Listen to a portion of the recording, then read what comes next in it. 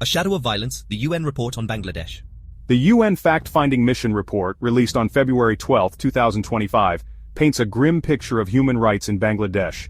The report focuses on the period from July 1 to August 15, 2024, during student-led protests. It reveals a brutal crackdown on dissent, marked by excessive force, extrajudicial killings, and widespread human rights abuses. The report serves as a stark reminder that fundamental rights to freedom of speech and assembly remain under threat. It is a call to action for the international community to hold the perpetrators accountable and support justice in Bangladesh. The summer of 2024, a timeline of state brutality. The student protests that erupted in Bangladesh in the summer of 2024 were met with a level of state-sanctioned violence that shocked the world. What began as peaceful demonstrations against economic inequality and corruption quickly escalated into a bloody crackdown. The government, led by Prime Minister Sheikh Hasina, responded to the protests with brute force, unleashing the full might of the security forces on its own citizens. The timeline of events is crucial to understanding the scale and severity of the human rights violations committed.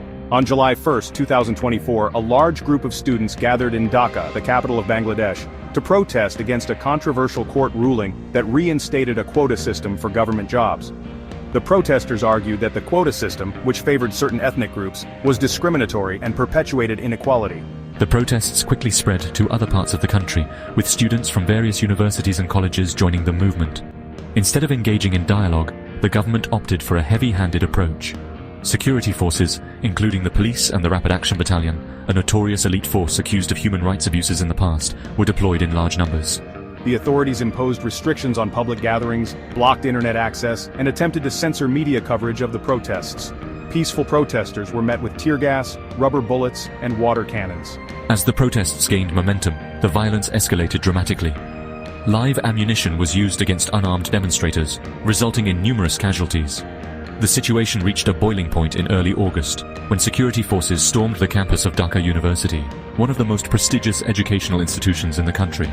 Students were beaten, arrested, and some were even killed. The university, once a symbol of academic freedom and intellectual discourse, was transformed into a battleground.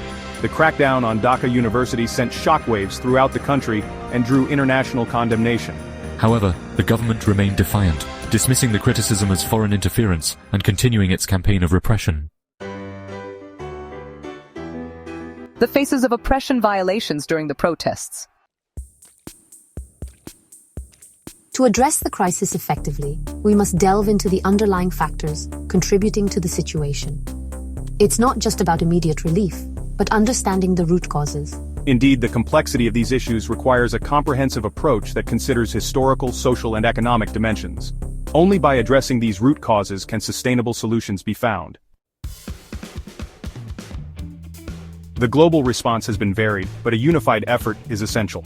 Moving forward, collaboration and sustained commitment will be key to achieving lasting peace and stability. We urge the international community to support a thorough investigation. The involvement of the United Nations is crucial in ensuring transparency and accountability.